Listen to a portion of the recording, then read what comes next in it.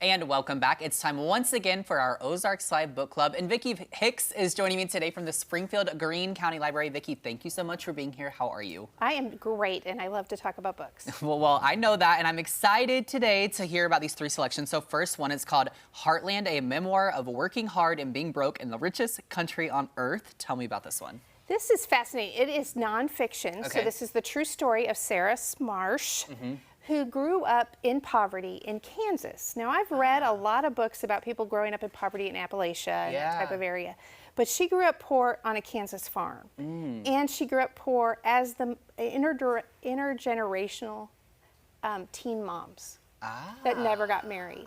So she was able eventually to break through that cycle, which is fascinating.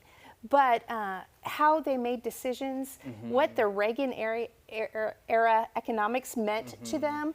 And so it's fascinating. It's just outside of Wichita. She is now a college professor, and she writes the book from the angle of her unborn daughter. So she's writing the book as if she had a daughter to tell her about her life. That is really interesting. Now, I'm curious, do you think that people, because even here in the Ozarks, we've got a lot of people that are from farm towns, small towns, however you want to look at that, do you think that they will find some relatability within the book? Absolutely. And it explains, often to me, it explains why people make the decisions that they do.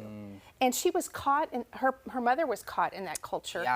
And so to break free from poverty is a huge step for anybody. And so it's fascinating to hear how she did that. Yeah, I love this one. Okay, second up, we've got Fresh Water for Flowers. What do I need to know about this? This is my favorite book of the year. Oh, okay, hot take. Hot take. Actually, it's originally written in French, translated into Italian, and it was the must-read in Europe during the lockdown. Interesting. And it has been beautifully translated into English. It was one I had to slow down because I didn't want it to end. So I read the center. But it is the story of Violet, who through a series of unfortunate events in her life, ends up becoming the caretaker at a small cemetery. In French. And so her life revolves around that of the grave diggers, of the people that visit the cemetery. She tends to the flowers. So her life is all around the death and all that's going on in that situation, but the love that people had for their families. Beautifully written, until one day Julian arrives, and Julian is there to spread ashes on his mother's grave, a total stranger. And so, I'm sorry, his mother's ashes on the grave of a total stranger. And their lives become intertwined as they research why he was there and why she's at the path that she is. Beautifully written book. I can't recommend it high enough. Okay, tell me about the last one you brought in.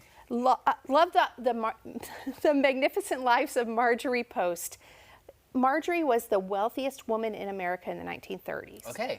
She comes from the Post cereal line. And so her father, she used to tape cardboard labels onto boxes of cereal growing up, and then became the wealthiest woman.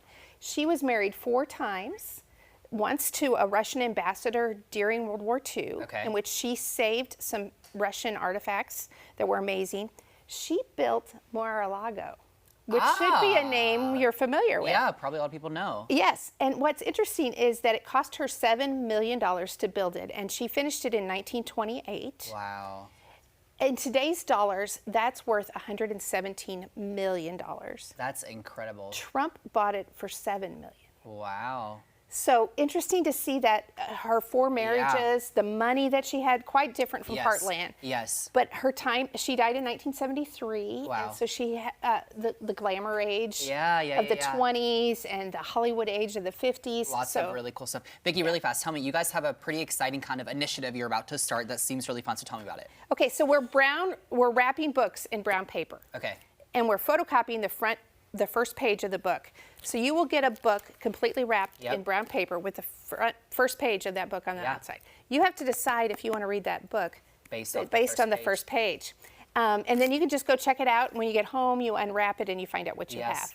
But we're hoping people will explore authors that they don't normally read. Or genres. Vicki, we're just about out of time. Thelibrary.org, right? If people want more information. Absolutely. All right. Thank you for being here as always. We always appreciate it. And now let's go over to the other